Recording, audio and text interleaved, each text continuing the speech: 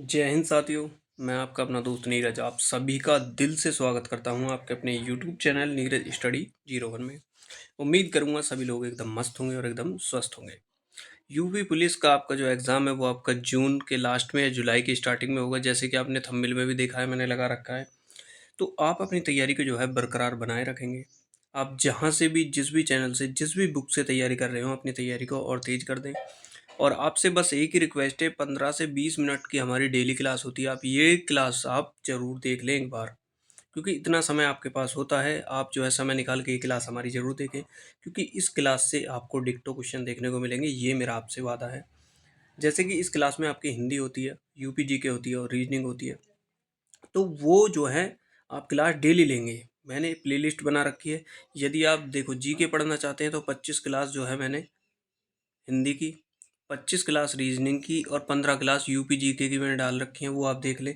वो क्लास यदि आप लगा लेते हैं, मैं आपसे वादा करता हूँ आपको क्लास लेने की ज़रूरत नहीं पड़ेगी। तो मैंने उस तरीके से आपको चीज़ें पढ़ाई हैं, पूरी चीज़ें आपको डिटेल में बताई हैं। उसके बाद भी आपका कोई भी डाउट है तो इंस्टाग्राम फेसबुक का लिंक मैंने नीचे जो है डिस्क्रिप्शन में डाल रखा है, वहाँ जाकर आप मेरे को मैसेज कर सकते हैं। आपको जिस भी टॉपिक पर डाउट है उस टॉपिक को वहाँ क्लियर कर दिया जाएगा। तो बस आप जो है क्लास को सबसे पहले लाइक और शेयर कर देंगे। पहले क्वेश्चन पे लौटेंगे। आपका यूपी जीके का क्वेश्चन है। इस क्लास में हमने यूपी जीके और रीजनिंग लिया है, हिंदी नहीं ली है। ठीक है, तो पहला क्वेश्चन, उत्तर प्रदेश में विधवा पेंशन प्राप्त महिलाओं की वयस्क पुत्रियों की शादी के लिए राज्य सरकार द्वारा कितनी सहायता राशि प्रदान की जाएगी।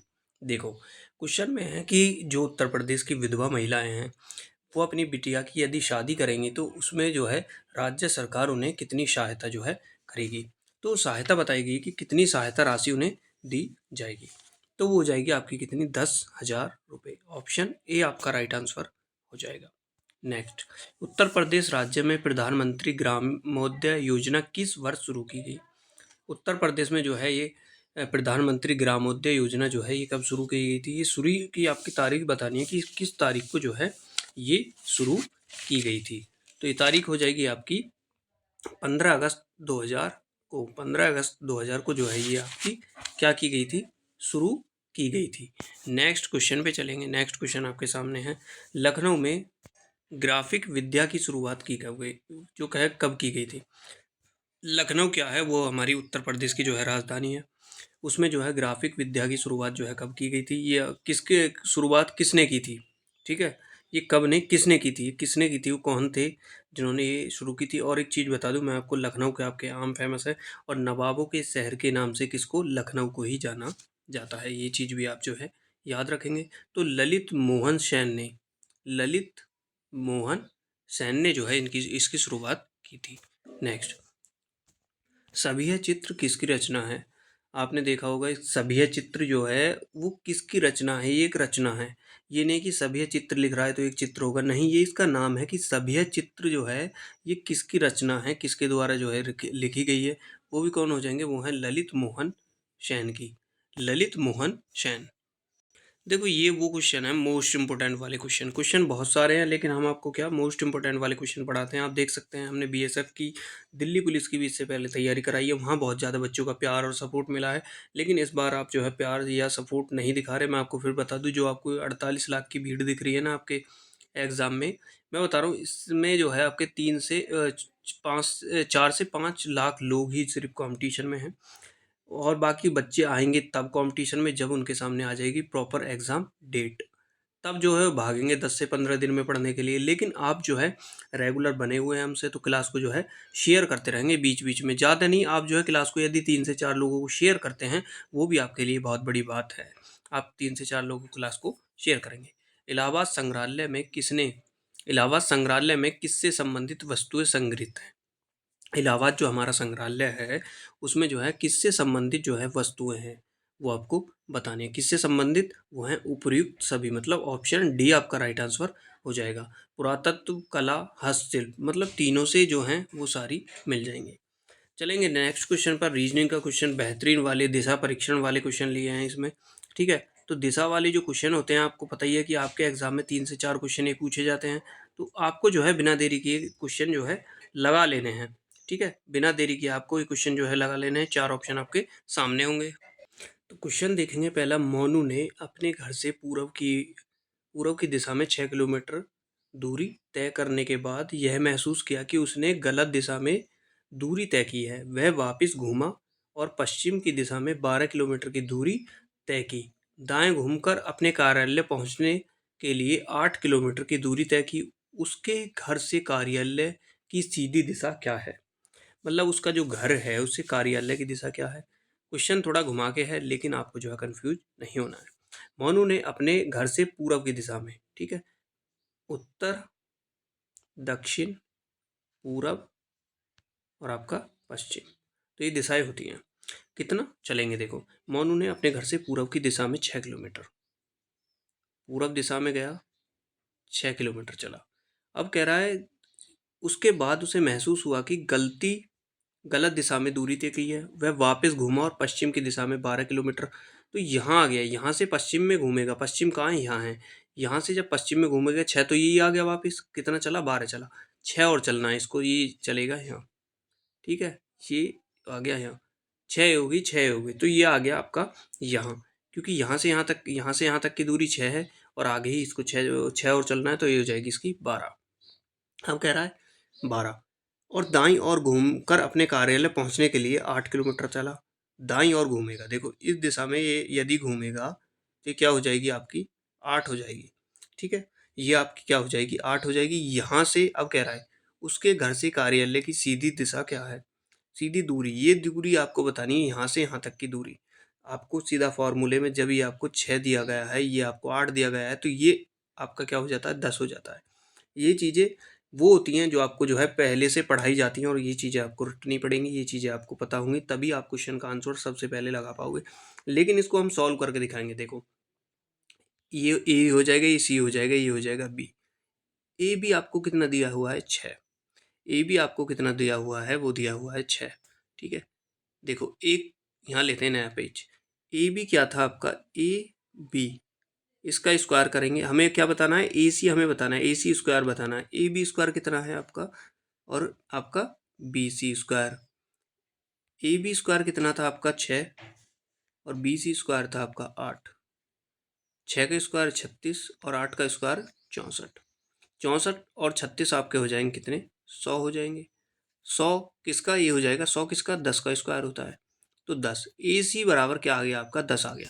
तो इस तरीके से ये आप सॉल्व भी कर सकते हैं और इन चीज़ों को याद भी रख सकते हैं। यदि आपको एक दिशा 8, दूसरी 6, तो तीसरी जो है कौन सी? 10 हो जाएगी। तो ऑप्शन जो आपका इसमें दे रखा है वो है कौन से में है? 10। वो है ऑप्शन नंबर सी में, 10 किलोमीटर, ऑप्शन सी।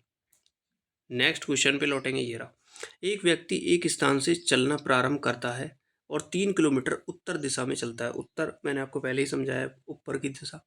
उसके बाद पश्चिम में 2 किलोमीटर।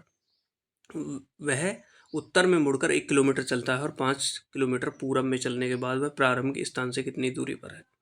तो प्रारंभिक स्थान है उससे दूरी। देखो एक व्यक्ति एक स्थान से चलना प्रारंभ करता है 3 किलोमीटर उत्तर, यहाँ से चला, ठीक है, और 3 किलोमीटर कहाँ? उत्तर में चला, ठीक है। उसके बाद वह पश्चिम में मुड़ा, 2 किलोमीटर चला, 2 किलोमीटर चला पश्चिम में। उसके बाद वह वह उत्तर में मुड़कर 1 किलोमीटर चला, 1 किलोमीटर चल गया, ठीक है। वह उसके बाद 5 किलोमीटर कहाँ? पूरब में चला, ये हो जाएगा 5। यहाँ से यहाँ तक दूरी 2 है, तो ये हो जाएगी 3, तभी तो 5 होगी, ठीक है। 5 चला। अब कह रहा है वह अपने प्रारंभिक स्थान से कितनी दूरी पर है? यहाँ से यहाँ तक की दूरी आपको बतानी है। यहाँ से यहाँ तक की दूरी आपको क्या है? बतानी है। यहाँ से यहाँ तक की दूरी जो है आपको वो बतानी है। कैसे? देखो यहाँ से यहाँ तक की दूरी कितनी है? 2, 2 होगी, बचा कितना? 3। तो ये दूरी आपकी कितनी होगी? 3। यहाँ से यहाँ तक की ये लिख लेते हैं, देखो ए सी, ये हो जाएगा बी। फिर से आपको वही क्वेश्चन, ए सी आपको बताना है। ये दूरी आपकी 3 हो गई, ये दूरी कितनी है? 3, और एक यहाँ से यहाँ तक है, ये होगी टोटल 4, 4 हो गई। तो ये कितनी आ जाएगी आपकी? ये आ जाएगी आपकी 5 आ जाएगी। 5 आपको ऑप्शन नंबर सी में दिया हुआ है, ठीक है। जब आपको 3 और 4 दी गई हो तो ऑटोमेटिकली वो कौन सी आपकी? 5 हो जाती है। ये चीज़ें वो होती हैं जो आपको याद रखनी होती हैं। फिर से करेंगे इस क्वेश्चन को। देखो जैसे पहले किया था, ए सी आपको बताना है, ठीक है। ए सी स्क्वायर बराबर A B square plus B C square, ठीक है। बी सी स्क्वायर आपको दिया गया था 3 का स्क्वायर, और ए बी आपको दिया गया था 4 का। 3 तिया 9, 4 चौका 16, 16 9 25, 25 किसका स्क्वायर होता है? वो होता है 5 का। तो AC आ जाएगा आपका 5। देख सकते हैं आप क्वेश्चन में वही चीज़ है जो मैंने आपको बताई थी। AC आ गया आपका 5। चलेंगे नेक्स्ट क्वेश्चन पर, देख लेते हैं। देखो, मधु 5 किलोमीटर दक्षिण की ओर साइकिल चलाती है और फिर वह अपने दाएं मुड़कर 6 किलोमीटर जाती है। फिर वह अपने दाएं मुड़कर फिर कितने 5 किलोमीटर जाती है। फिर वह अपने दाएं मुड़कर कितने 7 किलोमीटर जाती है। अब वह अपने अपने शुरुआत बिंदु से कितनी दूरी पर है? अपनी शुरुआत से जो उसने स्टार्टिंग की थी उससे कितनी दूरी पर? देखो, 5 किलोमीटर दक्षिण, यहाँ से गई 5 किलोमीटर दक्षिण, ठीक है। 5 किलोमीटर क्या गई दक्षिण, उसके बाद कर रहा है फिर अपने दाएं मुड़ी 6 किलोमीटर चली। दाएं मुड़ेगी इधर आएगी, ये चलेगी 6 किलोमीटर, ठीक है। फिर अपने दाएं मुड़ी फिर चलेगी 5 किलोमीटर, फिर से वहीं पहुंच गई 5 किलोमीटर। फिर वह अपने दाएं मुड़ती है और 7 किलोमीटर चलती है, ये, ठीक है। वो कह रहा है फिर अपने दाएं मुड़ती है और कितने 7 किलोमीटर जो है वो चलती है। ये चल गई 7 किलोमीटर, ठीक है।